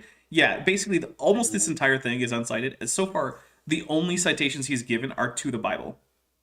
And he's missed some of those, too. Yeah, that's true. He hasn't even always cited the Bible. Can we please roll the clip of the citation needed? I think we can. I actually have to add it. Give me a second. I'll wait. There we go. Nice. Yeah. All right. Okay, where was I? For the next several hundred years following the Tower of Babel, there were many evolutionary type myths passed down from generation to generation. Such as? This is one of those areas where you could cite something, Kent. In the year 640 BC, a fellow named Thales was born in Asia Minor. At some point in his life, he began the first of the modern evolutionary doctrines, period. He said that man had evolved from animals, animals had come from plants, plants had come from inorganic elements, and all of these had come from water. Thank you for saying it that way. He's not. This isn't like the worst summary of the Greek versions of like the Great Chain of Being, and of course, the Great Chain of Being is actually not very much like the modern idea of evolution. But whatever. Well, so since the Garden of Eden, when Satan had the what do you call it, pre-modern evolutionary doctrine, all the way up until 640 BC, all of that was not modern evolution, but it was pre-modern evolution, I guess. because that's what Kent says, right? Because there was evolution there. So what was it? It just evolution was just trying to find a way to become your own god. Apparently, that's what I'm getting from this. Yeah, because he's clearly not going to say anything. He's going to allude to things, but he doesn't know how to make actual statements of what that would be. What would that pre-modern evolution be? This is just an insult to Christian education and anybody who is a Christian in general. This is just insulting. And what does it mean to become your own god? Like, I kind of control my arms and legs and what I say, and I can go do things I want to do. No one else can do that. Is that like becoming my own god? Yeah, what constitutes becoming a god, right? What does evolution have to do with that, right? I don't know. Although I think we're striving towards immortality. We'll evolve to the point where we're never going to die. I gotta say, I read it. That would be, even if you were going to do that, which I think we are striving towards. I think that scientists are working on that on the regular, but it wouldn't be a natural evolution. It would be, we're adding biotech to ourselves.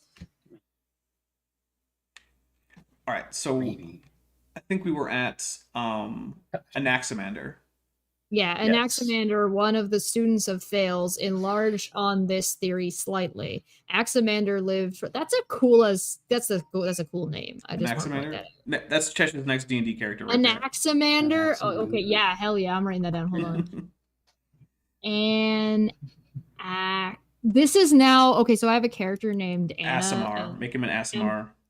And her name is actually Anastasia, and I might just change her name to this. To Anaximander? Anaximander. I feel like Anaximander is an Asimar name, not a Warforged name. A barbarian. Ooh. Anna's not a Warforged. Anna's an Eladrin. Oh yeah, you're right. I'm thinking of the other one. 13 is the. Chesh has too many D&D characters. I can't keep them straight. Yeah. All right. So he taught Anaximander, which I have now noted down as a cool name for somebody who's going to show up when we do D&D stuff. Anaximander lived from 611 to 547 BC.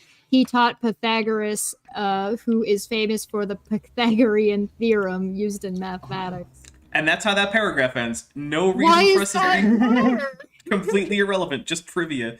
Hey guys, did you know that Pythagoras was a student of Anaximander? And it's like, that's going to be on the quiz next week. It's very important to know for no reason. Yeah. At this point, oh please tell us, Kent, at this point, what? Where are we? At this point, there was a split in the evolutionary doctrine. One group became atheistic and said there was no God. Well, at least he gets atheism, right? You know what? We'll give him those props. I'll give him that one. Kent does, in fact, know the typical use of the word atheism in academic circles. I really don't like that this has to make me say that Kent has a better understanding of philosophical atheism than R and Rod does. Oof. Ah! Ouch. All right. That's a clip. It's hard to disagree. Pythagoras started the group that became pantheistic. He said there had to be a god based on the design he saw in nature, but the god that he saw was the god in nature. So, hold on. What? Isn't one of Kent's whole big things that evolution that says that we don't need a designer? He's like, evolution doesn't need a designer. That's one of the problems with it, because there's so much evident design. So, this sounds like this pantheistic version with Pythagoras is actually not evolutionary in a way that he would recognize, because it does say there is design. It also, like, seeing God in nature is okay, but also not okay. Like, I'm pretty sure that look at all the nature around you and the design that's there is still an argument that some Christians will use. So why is now there's an exception for this guy? Why? The God he saw was the God in nature. Is Kent acknowledging that there is a God in nature that's just a lesser deity? Maybe. I don't think so. I think what he's doing, the sentence structure, like it gets really confusing at the end. I think what he's objecting to is he's trying to say, he's failing at it, but he's trying to, and this is being generous, steel manning here. I think what he's trying to say is that Pythagoras thought that while there was a god of nature who was more or less identical to nature, that god was too limited compared to the god of the Bible that Kent believes in, and therefore this was a false religion. Although how he then makes it the leap to it being evolution, I don't know, because it doesn't sound like evolution. It just sounds like too low a view of God for Kent's opinion. I don't know. The rest of this paragraph that I read silently to myself makes it seem like he either thought nature was the god or that.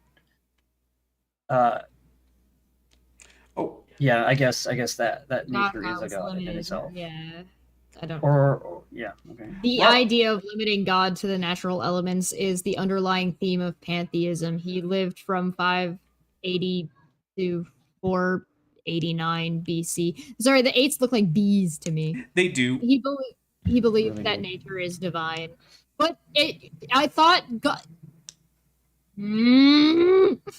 By the way, Robert Madewell says, I like Aaron, I don't care what you say. I'm not telling you not to. I like Aaron. I watch most of his content. I like most of his content. I don't realize that liking someone is definitive on whether or not they're right. Yeah, there's things there are things that Aaron Ross says that are demonstrably false. And I wish he wouldn't say them. But also, most of the stuff that he says is perfectly fine. And from the standpoint of like phylogeny and evolutionary biology, he's pretty darn good. So in no way am I saying you shouldn't like Aaron Ross. Yeah, and his debates against Ken Hovind are definitely worth watching. Oh yeah, absolutely, more than once. Yeah, it's on the non sequitur channel. Go check out the Kent Hovind Aaron Ra discussion, and then actually go check out Aaron Ra's own playlist of the back and forth video exchange he had with Kent Hovind. That is so good. That was amazing. Yeah. I love everything about that. How many videos are there in that? I don't remember. It's a lot. I don't remember, but it's a lot. See, everyone here is like, we generally like a lot of what Aaron does. We just have our occasional criticisms. Anyway. Not everybody can be right about everything all the time. True. Just me. Just Stabber. I can't. Probably. I'm usually wrong. Where was I? The idea of got that. Oh yeah, it made me irritated because isn't creation supposed to be divine? That's the point. So therefore nature would be divine. But isn't life sacred? I'm so mad. I'm so mad about everything about this. There are basically 3 types of religions in the world. Oh, okay. Only 3. Let's see. The first type. What's a type, Kent? Yeah, I know, right? I wish you would have said kinds. Yep. The first type of atheism, which says that there is no God. So the first type of religion is just not having a religion. Okay. All right. Is atheism, which says that there is no God. Psalms 14:1 calls the people who believe there is no God fools. I mean, you didn't cite it properly, but sure. Probably. That would make sense. The second type of religion is pantheism, or pantheistic, which says that nature is God. This group says that the universe is in control of itself and knows what it wants to accomplish. Pantheism imparts a divine nature to the elements. The third type of religion says that God is outside, above, and beyond his creation. He is not limited by his creation in any way. This is the almighty, infinite God of the Bible. Okay, I got 3 things. 1, you didn't cite anything for any of this. 2, what does this have to do with anything? No one knows. No one knows. Aaron and King Crocoduck. The Crocoduck one's also fantastic. Oh my goodness, yeah. Here is the Non Sequitur Show channel if you want to go searching, by the way. You can just use the search bar. And also resub because we're back, so we're going to get to have those kinds of conversations again soon. Yep, I believe... Am I allowed to say when you're planning on starting to have the regular shows? Like January. Okay. Yeah, I was going to say like next month. Yeah, January is when our regular schedule for programming will be back. There's going to be a party stream on the 29th. So check that out, guys. Yeah. Socrates was a pantheist Greek philosopher who lived from 469 to 399 BC. Socrates did not leave many writings, but his student Plato wrote prolifically. Plato, like his teacher Socrates, was definitely a pantheist. He No, also no. believed that nature is God. Munitz from his book Theories of the Universe, page 61 says, oh, he cited something for this. Do you want me to take Plato over? also oh, whatever, sure. No, well, actually, it would be bent, but it's just been a couple pages. Plato. All right, where are we at here? I do goblin reads, and sometimes I'm reading something for 2 hours at a time. All right. So. 21, page 21, top of the page. Plato also. So Plato also makes use of another analogical pattern of thought in describing the universe as an all-inclusive living creature, one whose body is perfectly spherical and whose soul animates the whole world. In addition to this world soul, the various individual heavenly bodies are regarded by Plato as divine beings. In the writings of Plato, we have a very definite description of the great chain of being, or an order of the world soul. He taught that the universe is a living creature in itself. Plato's idea was not one of ascension and evolution, but one of descending. He thought that it went from God to man and on down to the atomic particles. His idea of putting everything in a nice, neat order came from Socrates. Plato developed this further into the great chain of being. I feel like he said Doesn't that sound a whole lot like what Kent believes? That like everything ultimately comes from God, and that things aren't progressing up; they're descending down from the heavenly realm and getting worse as you get, lower and lower. I mean, he treated that paragraph like it was an entire paper. He had an introductory sentence, and then he just repeated the claim at the end. Yeah. Right? Of the great chain of being, right? Yep. Oh my gosh. All right, stress ball time. Democritus lived from 460 to 362 BC. He started a school called the Atomist School. Democritus coined the word atom. He thought that the interplay of atomic particles was all that was necessary to describe how the universe got here. The same basic idea as it is taught in modern evolution. Next, we come to a student of Plato named Aristotle. He lived from 384 to 322 BC. I feel like I wrote this in 5th grade, like in a history class, right? This is your book report. Right? No, just describing the history of Plato and Aristotle. Anyway, Aristotle developed the scale of being. He believed in reincarnation, which teaches that after death, you would return to Earth as a new being, either higher or lower, depending on how you behave during your present life. Which you get nothing like evolution, so okay. Yeah. Well, neither is descending, right? Yeah. Or at least Kent's interpretation, where Kent thinks evolution. This is a page number. This is the first page number we've seen, and it's 20. Oh, you only gotta write it down every 20 pages. Oh, is that how that works? Yeah, give or take 20 pages. Just write a number every once in a while. I can't believe there's a random page number on page 20. Yeah. This is very similar to the modern day Eastern religions. He developed the idea of a world soul more fully and passed it on to many more of his students. Aristotle believed in a descending order of nature. He believed in the eternal cosmos, which says that nature has always existed. He believed in spontaneous generation, which says that life arose from non-life. Aristotle is known for many scientific discoveries, and no doubt he had a great positive impact on the world of science. However, his God was not the God of the Bible. His God was nature. Now, hold on a second. We got a good question, which is Brian Stevens says, who was on Kent's doctoral committee?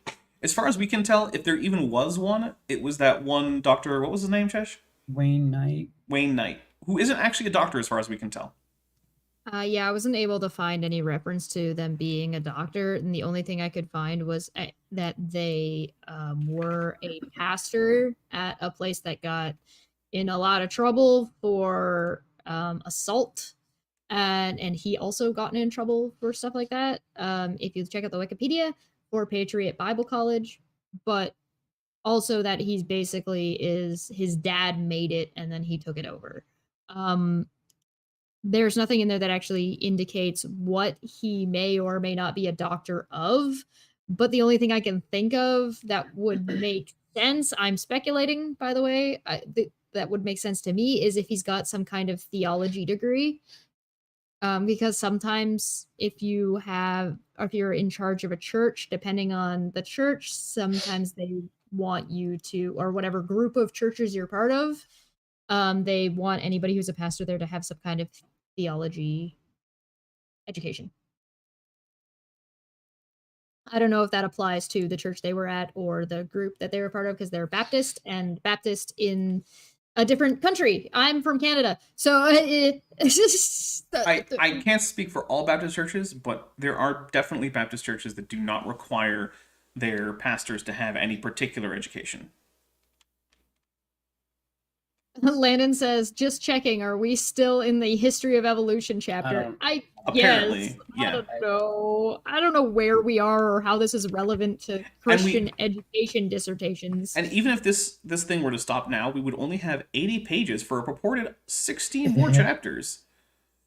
Right. For 15 more, sorry. Well, he's still got to have a conclusion at the end, too, doesn't he? No, he doesn't have to. That's for other people's dissertations. Which means that at this point, we're now down to like a maximum average of like 5 1/3 pages per chapter if you were to end this chapter at the end of this page. Right. Which, who knows, right? I definitely haven't read ahead because I don't hate myself that much. Aristotle was tutor to a man named Alexander the Great. Alexander the Great was the leader of the Greek Empire of the 3rd century BC. He spread the teachings of Aristotle all around his empire. These men are all part of the Western branch of the evolutionary doctrine. The Eastern branch was also developing during the same time. People had traveled from the Tower of Babel to the eastern countries of India, Pakistan, and China. Civilizations began developing there. How did they travel from point A to point B? Walking? Probably walked. They walked? Yeah, it probably took a long time. Okay. I don't know. They Beginning traveled to around Australia too? Not yet. They would have to boat there. Not yet, because Kent didn't say it yet. I guess. I don't know. I'm not sure what the rules are of this dissertation. There are no rules. I don't like anything that I'm hearing. I know citations are optional. Okay. Beginning around 500 BC, there were at least 5 major religions that were developing in the East. I thought there were only 3 types, but whatever. The story gets a little confusing, I agree, as we try to trace the history of evolution. Here in the Eastern branch, we again have 2 basic philosophies of religion. That the new name of the I thought you just said 5. The story's a little confusing. Okay. Well, yeah, we can't even get our numbers straight. That's the subtitle. One philosophy is atheistic, saying that there is no God at all. The other philosophy, again, was pantheistic, saying that nature is God. Please stop ending paragraphs with just one word, dude. It's like irritating and distracting every time. I don't even like the where the sentences are. Like I'm a fan of not having run-on sentences, but this is like you're not even necessarily a complete thought. One philosophy is aesthetic, saying that there is no God at all, period. What he wrote is the other philosophy was pantheistic, saying that nature is God. Oh, I need more space. Let's put the word again in there for no reason. Oh, probably because I've said it a bunch of times already. Maybe that's where I'll put again. Hey, there we go. New page. All right. Way to pad the page count. This is why I like the professors who gave you a word limit and not a page limit. Yes. Because I want to have, anyway, I don't want to play this stupid game that people play because you have to stinking peer review and I hate it. I don't like that there's like if you can be concise, you should be allowed to be concise. So if you can write your paper in like 4 pages, but the professor thinks it should be 6, that shouldn't be a point off. I remember in college, they actually like the concise and what do you call the it? teacher doesn't want to read all this crap if they don't have to. No. A teacher, you imagine if this were an actual paper submitted to an actual college professor who had to read it. They would be doing this a nightmare. Well, right? guys, I would have failed Kent and not finished reading it. Guys, we are going to be calling it here. We got through 23 pages of this, which is like almost a quarter. I think that's actually pretty good, given how horrible this thing is. And I had fun with it. I mean, it was frustrating, but it was also fun. This is fun. Yeah, it was fun. And so what we're going to do is we're going to continue in other weeks to read more of this. Probably not this week, though, because I think this week, on Christmas Day, I might do a short little show about dinosaurs that could hang out in the snow. Because a lot of people think that dinosaurs never saw snow. That is false. So I'm looking forward to that. I think that's gonna be cool. yeah, I hope so. So if you guys are, you know, like trying to avoid having a conversation with your racist uncle or like, I don't know, whatever. No one ever has a racist aunt. There's always a racist uncle. What's up with that? Aunt Karen? Any of my uncles are racist. Oh yeah, if you're trying to avoid your Aunt Karen. I don't think I have a single uncle who's racist. Well, that's good. I don't think I have an uncle who's racist either. Actually, I'm trying to think. Like, yeah, I can't think of any of my uncles who are racist. If they are racist, they're not telling me about it. One's just an asshole. I have uncles that are hiding racism very well by being really good people. Aww. So, let's go over a little bit of channel news real quick. Actually, first, we'll get some channel news from Cheshire Vic. Because Chesh has all sorts of new stuff that's happening around. So, Oh, okay.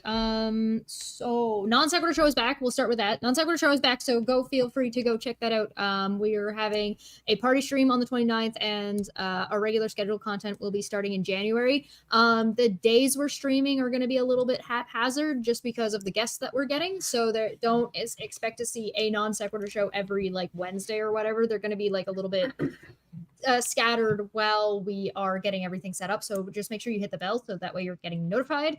Memberships and stuff will all be going up there by the 29th, hopefully, provided everything gets approved properly fast enough. So that will be available as well if you're interested in stuff like that. As for my channel, I've got that time of the month going, so we will be having another episode of that in the second half of January. So if you're interested in there, that will be on a Friday night, if I am not mistaken, but that will be scheduled ahead of time. So if you're looking there, so that'll be over on my channel. Other things showing up on my channel in the new year is, oh my god, so much dumb things happened while I was doing my best to be wholesome. So I have a lot of dumb things to talk about. So January is basically just going to be nonsense, absolute nonsense. I'm also starting a mini series that's basically called Fix That For You, and it's going to be a little bit pop culture-y, so if you're interested in that, I don't know if that's it'll probably end up on my channel, but we'll see. We've been kind of tossing around the ideas of having pre-recorded videos over on the Non Sequitur Show, so some that are just actually videos rather than live streams. Of course, live streams would be the main show, but we're spitballing. So if you're interested, please go find us, go follow us, go get the Twitter going or whatever. You'll see us if you are interested in being a part of or volunteering some of your time or expertise to the Non Sequitur Show. Please reach out to Steve or me, I guess, who's ever looking at the email at the time. The email is nonsequiturshow@protonmail.com. That is, I'll link it in the chat as well. So if you want to reach out to us, that is the way to do it. It's also the email that is to the Non Sequitur Show channel, so you can just go find it there. And that's it for me. All right, Bent, what do you got? All of my mail has protons. That's interesting. I have a lot less to plug. I make music sometimes. I'm on Kent with Ben sometimes, and that's it. Okay, so let's go over some channel news. Okay, so Tuesday the 21st should be a Matt with Maddie. So we're going to take a look at Matt Powell with Maddie, because apparently Maddie and I hate both ourselves and each other. And Matt Powell. Well, and Matt Powell, true. So let's see. Then on the 23rd, I am not positive what video is coming out, but it might be the video that I have titled Man Refuses to Wear Mask, Almost Dies, in which we take a look at the tale of a man who decided that it was more important to be wrong about masks than it was to get the medication he needed to not die. Yeah. I'm pretty mean in that one. I'm about as sassy as I've ever been. So, buckle up for that one. The 25th, like I said, is probably going to be a stream where I talk about some of the snow dinosaurs. Also, on the 20th, if I am correct, and I do have to double check, but we should also be on Cheshire Vic's channel for Guns, Magic, and Steel, our D&D game, all three of us, as well as Maddie from Science Side Up, Erica from Guts at Gibbon, Erica's fiance, and TD Lane, who appears at various times in various places. Yeah. And yeah, that's it. I'm gonna have some video come out on the 30th. I'm probably not gonna do anything on New Year's Day, but who knows? Maybe I will. You can never tell. And with that, guys, thank you. I do want to say, if you are interested in helping Cindy Lincoln, she does have a GoFundMe. It is linked as the pinned comment. Please, if you have an extra few bucks to go spare, I know that she would really appreciate it. So, with that, we're out of here. Happy holidays, Kent Hovind. Bye. I just want to take a moment to thank my channel members and my patrons on Patreon. They really help keep the lights on here, and I want to thank those pledging $20 or above, especially Bob Knob, Bent Hovind, Ian Chen, Chris Love, Sphincter of Doom, The Venerable Bede, and Patrick Dennis.